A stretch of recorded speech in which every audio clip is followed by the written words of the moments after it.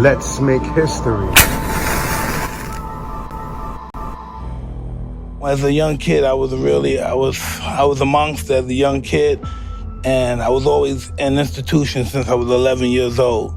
And when I was 12 years old, I had the opportunity to meet my friend, Blue Boy. Where did you meet? In Spofford Institution. Oh, you met in We was in Spofford in the Bronx, and we was in Tryon together. Spofford was like, to put it in simple terms, the quote-unquote county jail for people 15 and under. Because you was in Spofford? Absolutely. Like when I first went to Spofford, I was so scared. Before the 1700s, the punishment of children by law was left up to the parents. Then in 1797, right at the end of the 1700s, New York State got its first penitentiary, and they began to house juveniles of all ages in adult prisons.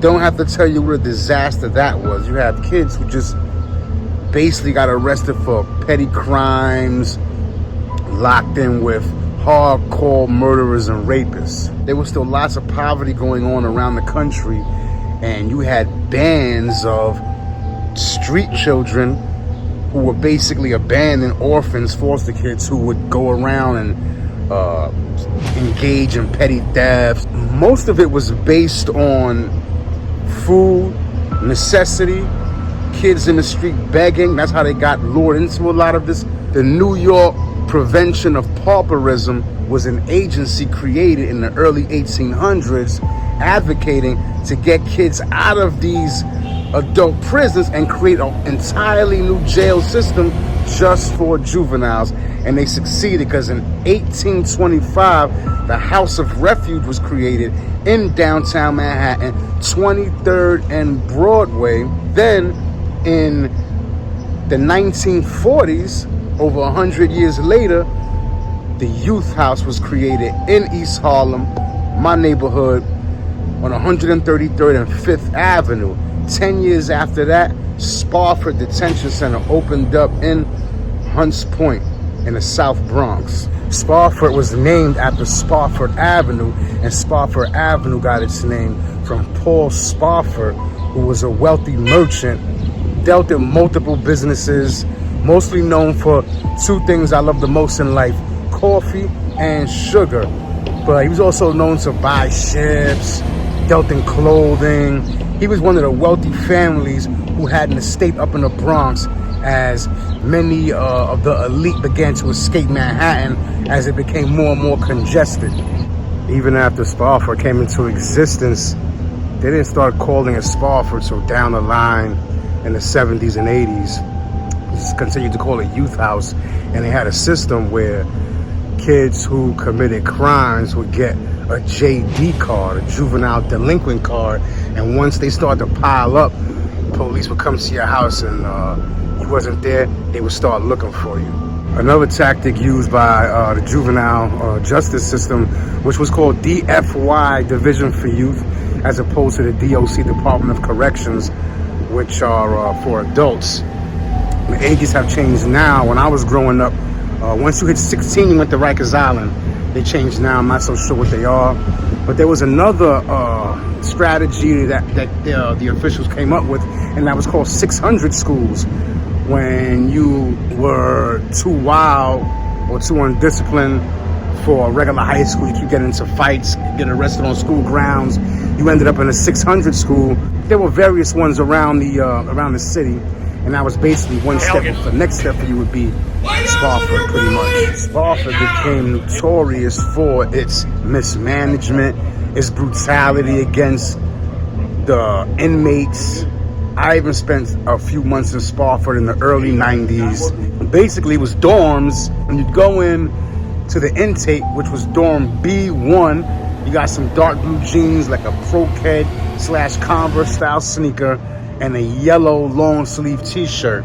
The longer you stood there as you were awaiting trial or going back and forth to court, you would be moved out of after 30 days or so, you would be moved out of orientation, B1. Then you would go into general population.